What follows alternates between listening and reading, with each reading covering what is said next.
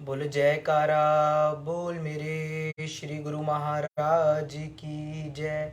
बोल साचे दरबार की जय।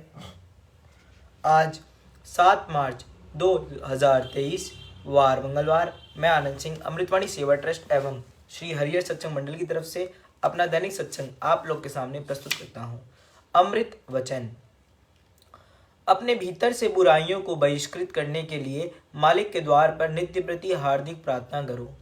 सदगुरु का शब्द ये कवच है जिससे कोई भी कष्ट प्रविष्ट नहीं हो सकता। सदगुरु शब्द का अभ्यास तुम्हारी आत्मा का भोजन है। जो जो शब्द का अभ्यास करोगे त्यों त्यों आत्मिक शक्ति बढ़ती जाएगी। जैसे कारागार का दुख भी स्वतंत्रता के आंदोलन वाले को सुख ज्ञात होता है, वैसे ही मुक्ति पथ पर चलने वाले को संसार के दुख और निंदा भी सुखद प्रतीत होते हैं।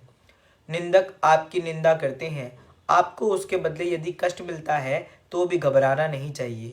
सत्य का मार्ग नहीं छोड़ना चाहिए, क्योंकि अंत में जय तो सत्य की ही होती है। बेकार और स्वार्थी मनुष्य सद्गुरु को प्रिय नहीं लगता, इसलिए मालिक के निमित्त अधिक परिश्रम करो। संत सद्गुरु की कृपा से जन्म जन्मों का पापी भी भपार हो सकता है।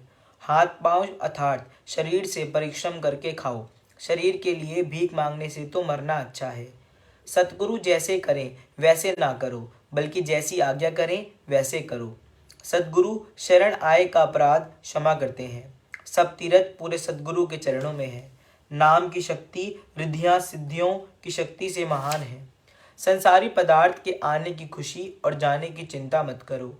संशय या भ्रम करने की आदत को छोड़ोगे तो सुख की उपलब्धि होगी। जो भगवान के निमित्त कार्य करता है उसे पाप स्पर्श नहीं करता। सब ओर से निराश होने पर प्रभु के प्रति आशा जागृत होती है। नाम जप कर विषयों से वैराग्य धारण करोगे तो मन वशीभूत होगा। भक्ति किसी को भी नष्ट नहीं होती। शरीर त्यागने के पश्चात पुनः प्रत्येक जीव को अपने पुरातन संस्कार प्राप्त हो जाते हैं। भक्ति करें तो भगवत प्राप्ति के लिए करें, ना कि आशाओं की पूर्ति के लिए। अभी से ही नाम का अभ्यास किया जाएगा तो मृत्यु के समय दिल में नाम का स्मरण होगा और 84 अथवा आवागमन से मुक्त हो सकेगा। जैसे संसारी जीव काल के वश होकर शरीर त्यागता है, वैसे नाम का अभ्यासी काल से निर्भय होकर अपने अभिलाषा अनुसार देह त्यागता है। जो आठों याम नाम में तल्लीन रहते हैं वे प्रभु में ऐसे समा जाते हैं जैसे बूंद समुद्र में। विकार इंसान को अंधा बना देते हैं। वह सत्य असत्य की परख ना कर सकने के कारण धोखा खाने के पश्चात पश्चाताप करता है। इसलिए विकारों से स्वयं को बचाओ। संस्कारी आत्मा ही महापुरुषों के वचन समझ सकती है। श्रेष्ठ से श्रेष्ठ सज्जन, पद प्रदर्शक और परामर्श देने वाला पूर्ण सद्गुरुदेव को ही समझो। तुम प्रत्येक कार्य के प्रारंभ में उनका ध्यान करोगे तो कुमार्ग से तुम्हें उत्तम पथ पर ले जाएंगे। सच्चा सुख वह है जो संसारिक हानि लाभ व मान अपमान पर निर्भर ना हो। सुखी वही है जो कष्ट में भी दुखी ना हो। ए लखपति, तुम पल में कंगाल भी हो सकते हो, इसलिए झूठी माया का अभिमान ना करो। ए मानव, तेरे भीतर अथाह खजाना है जो माया के आवरणों के आच्छादित है। गुरु शब्द का अभ्यास करोगे तो आवरण हट जाएंगे और तुम्हें तुम्हारी निधि प्राप्त हो जाएगी। सांसारिक एवं शारीरिक ख्वाहिशें ही तुम्हें मालिक से पृथक करती हैं। उनको त्याग कर मालिक की आज्ञा मानो तो मालिक से मिल जाओगे। ए आनंदमय भगवान, मुझे प्रसन्नता दो। ए मधुरमय प्रभु, मुझे मधुर वाणी दो। ए परम पावन परमात्मा, मुझे हृदय की पवित्रता दो। अगर मन में कोई परेशानी हो तो निश्चय कर जानो कि सद्गुरु समर्थ जो मेरे साथ है तो मुझे क्या भय है। ईश्वर को पवित्रता प्रिय है। अगर विचारों को पवित्र बनाओगे तो ईश्वरीय शक्ति उपलब्ध होगी। यदि मालिक के प्रति तुम में सच्चा प्रेम है तो एकांत में बैठकर प्रभु से बातें करो और निश्चय जानो कि वे तुम्हारी बातें सुन रहे हैं। तुम अपना उत्तरदायित्व उन्हें सौंपकर यह निश्चय जानो कि तुम्हारा संपूर्ण उत्तरदायित्व संभाल लेंगे। सब आशाएं त्याग कर सद्गुरु पर विश्वास रखना ही गुरु शरण है। ऐसे शरणागत की वे अवश्य ही लाज रखेंगे। उसका संग मत करो जिसे मालिक पर पूर्ण विश्वास नहीं है। उसकी बातें मत सुनिए जो आपको संसार में फंसने का परामर्श देता है। यदि परमार्थी जीवन व्यतीत करना है तो स्वार्थी लोगों की संगति से बचो। मायावी संबंधों से मन का लगाव हटाने से ही सद्गुरु से संबंध जुड़ सकते हैं। तुम सदैव शुभ विचार करो तो पुराने अशुभ संस्कार दग्ध हो जाएंगे। जो दूसरों के अवगुणों को देखता रहता है उसे ये स्मरण रखना चाहिए कि दूसरों को दोषारोपण करना भी तो महान अवगुण है। स्वार्थवश सुन सुनाए दूसरों के अवगुण फैलाकर रस्सी को सर्प बनाने की प्रकृति का परित्याग कर दो। पीलिए के रोगी व्यक्ति को संसार पीला ही दृष्टिगोचर होता है। इस प्रकार जो स्वयं दोषपूर्ण है वह इंसान सब में दोषारोपण करने लगता है। बोलो जयकारा बोल मेरे श्री गुरु महाराज की जय। बोल साचे दरबार की जय। सत्संग आनंद संदेश माया का त्याग। श्री गुरु अर्जुन देव जी कथन करते हैं कि माया ऐसी चंचल है कि यदि इसको कोई पकड़ने की कोशिश करे तो यह किसी के हाथ नहीं आती। यदि इसके साथ कोई प्रीत करे तो ये साथ नहीं देती। अगर इसका दिल से त्याग किया जाए तो ऐसे पूर्ण त्यागी पुरुष के चरणों में आ गिरती है। जिस प्रकार वैराग्यमन सत्पुरुष माया की प्राप्ति की इच्छा नहीं करते तो ये माया सदैव रिद्धि सिद्धि बन उनके चरणों में लौटती है। इसके विपरीत जो जीव माया की प्राप्ति का प्रयत्न करते रहते हैं तो उनसे ये दूर दूर भागती है। यदि कोई प्रयास में इसे पा भी ले तो ये उनके पास स्थिर रूप से नहीं ठहरती। माया के संबंध में संतों ने ऐसा आदेश दिया है, माया है दो भांति की, दो चलावे राह, एक मिलावे राम से एक नरक ले जा। अर्थात ये माया दो प्रकार की फलदायी फल देने वाली है। श्रेष्ठ कार्यों में परमार्थ तथा दान पुण्य में खर्च करने वालों को प्रभु प्राप्ति के मार्ग की ओर अग्रसर करती है, और यदि कोई इसे संचित करके रखे अथवा ऐन्द्रिक रस भोगों में खर्च करे तो उन्हें अंत में नरकों का मुंह दिखाने वाली ये भी यही माया है। इसलिए जो सत्पुरुषों की संगति करने वाले विचारवान पुरुष होते हैं, जिन्हें परमार्थ व भक्ति की कुछ सूझबूझ होती है, वे संसारिक कार्य व्यवहार करते हुए भी इसे संचित न करने, इसे परमार्थ के कार्य में लगाकर सफल करते हैं। प्रस्तुत दृष्टांत में स्वयं लक्ष्मी देवी अपनी वाणी द्वारा एक कंजूस सेठ को धन को सदुपयोग करने तथा दुरुपयोग करने से क्या परिणाम हाथ लगते हैं, इस पर रुचिर प्रकाश डालती हैं। सत्यनाम कड़ुआ लगा, प्यारा लागा दाम, दुविधा में दोनों गए, माया मिली ना राम। एक सेठ करोड़ों का मालिक था, परंतु वह बड़ा ही संकीर्ण हृदय और अति कृपण था। उसे आठों पहर धन एकत्र करने की ही सनक लगी रहती थी। न स्वयं ही मनोनुकूल भोजन खाता, न ही अपने परिवार को मन चाह खाने पहनने देता। परिणाम स्वरूप उसके घर में अत्यधिक धन होने पर भी परिवार के सदस्य उससे दुखी थे। एक बार का वृत्तांत है कि अकस्मात सेठ जी का स्वास्थ्य बिगड़ गया और इनको किसी रोग ने आ घेरा, जिसके कारण ये जल्दी पूर्ण स्वास्थ्य को प्राप्त ना कर सके।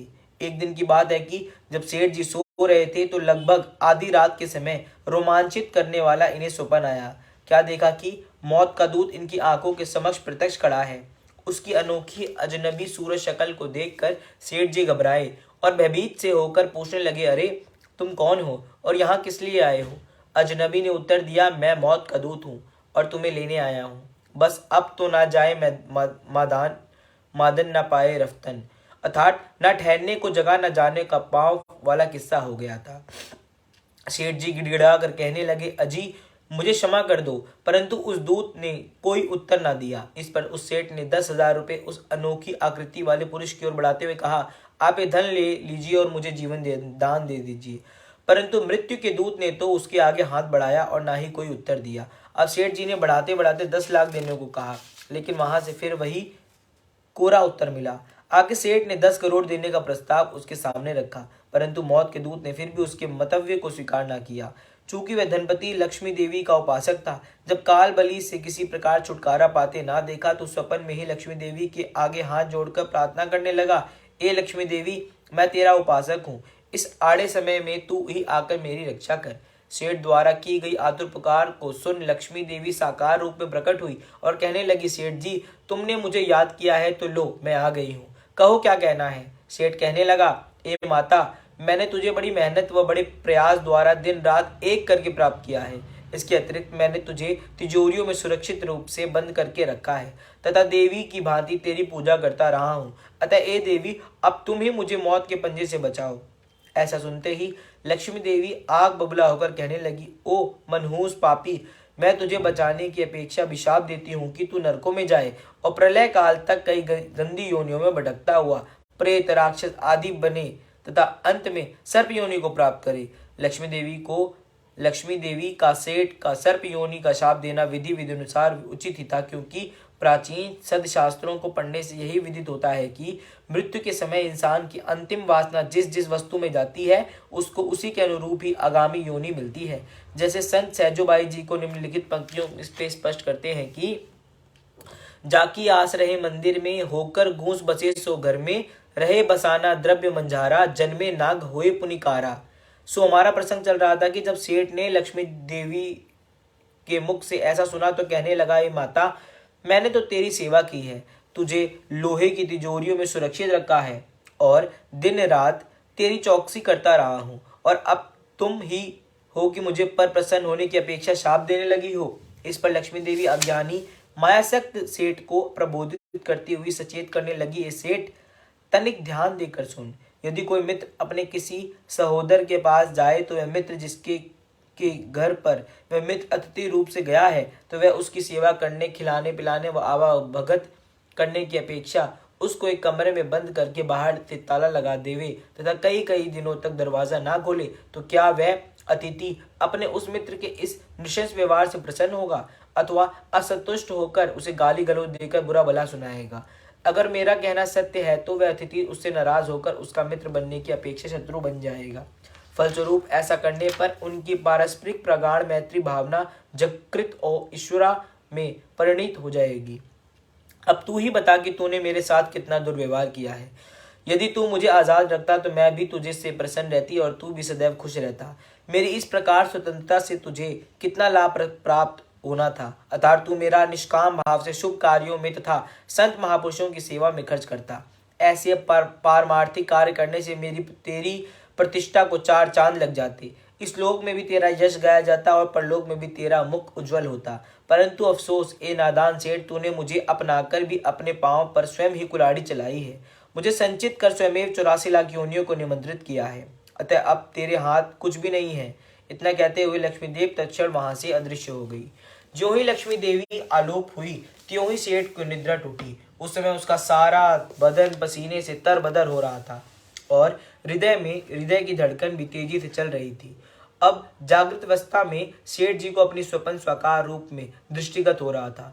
एक तरफ तो मौत का दूत इसे यमलोक ले जा रहा था, दूसरी तरफ लक्ष्मी जी उसे दुत्कार रही है कि तूने मुझे तिजोरी में बंद करके दुख ही दिया, तूने मेरी आज़ादी छीन ली। अगर तू मुझे परमार्थ व दान पुण्य के कार्यों में लगाता तो तुझे मैं खुश रहती, तेरा जीवन भी सुखपूर्वक बीतता और परलोक भी संवरता। इस स्वप्न से सेठ जी पर बहुत अच्छा प्रभाव पड़ा। सेठ जी ने अपने मन का कांटा बदल लिया क्या कि अपने संचित धन का दान पुण्य में लगाना शुरू कर दिया। गरीबों के लिए घर में सदाव्रत लगवा दिया। शहर के कोने में एक संत जी कुटिया बनाकर रहा करते थे।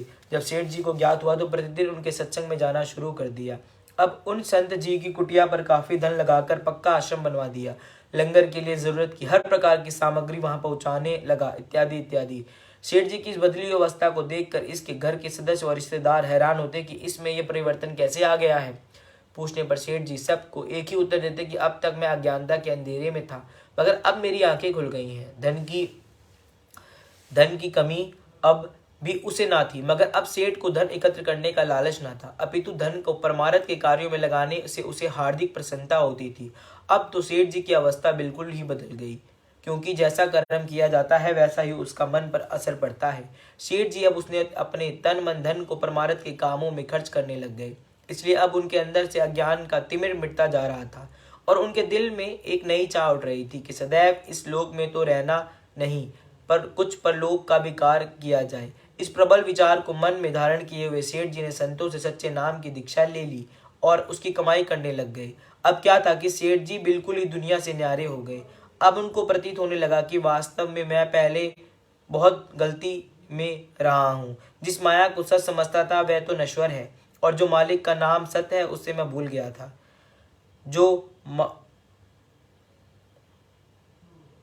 सो अब प्रभु की बड़ी कृपा हुई है कि ये सच्चा ज्ञान प्राप्त हो गया। अब सेठ जी को बस एक ही लगन थी हो गई थी और सेठ जी बाकी आयु में परमार्थ व सच्चे नाम की कमाई करते हुए अपना लोक व परलोक सवार गए। बोलो जयकारा बोल मेरे श्री गुरु महाराज की जय।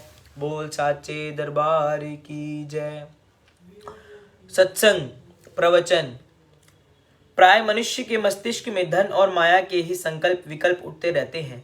उससे जिंदगी माया तथा धन रूप बन जाती है। इन ख्यालों को इतना बड़ा ढेर इसके अंदर जमा हो जाता है जिसके कारण जीव जन्म जन्मांतर तक उससे बच नहीं सकता।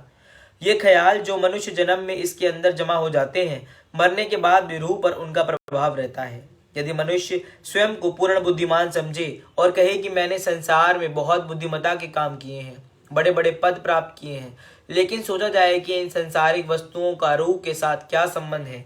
जिसने अपनी बुद्धि को शारीरिक सुखों में लगा दिया तो उसने अपने जन्म व्यर्थ गंवाने से बढ़कर कौन सा काम किया। अपने शरीर की रक्षा करना, शरीर का पालन करना तो पशु पक्षी भी जानते हैं। निद्रा भोजन भोग भय ये पशु पुरुष समान, नरन ज्ञान निज अधिकता, ज्ञान बिना पशु जान। अपने जीवन का प्रत्येक मनुष्य अनुमान लगा सकता है। यदि किसी ने शारीरिक निर्वाह और शारीरिक सुख ही मानव जन्म का ध्येय समझ रखा है तो उसने मनुष्य जन्म के उद्देश्य को नहीं समझा। मानव जन्म का ध्येय रूह को मोह माया के बंधनों से स्वतंत्र कराने का होता है। मनुष्य जन्म का उद्देश्य यह होता है कि दिल को नफसानी ख्यालों से खाली करके सदगुरु के प्रेम को दिल में जगा दी जावे। जिसने इस काम को कर लिया उसने अपने मनुष्य जन्म को सफल बना लिया। बोलो जयकारा बोल मेरे श्री गुरु महाराज की जय। बोल साचे दरबार की जय। आज हम अपना दैनिक सत्संग यहीं पर समाप्त करते हैं। राम राम। जय सच्चिदानंद। सत श्री अकाल।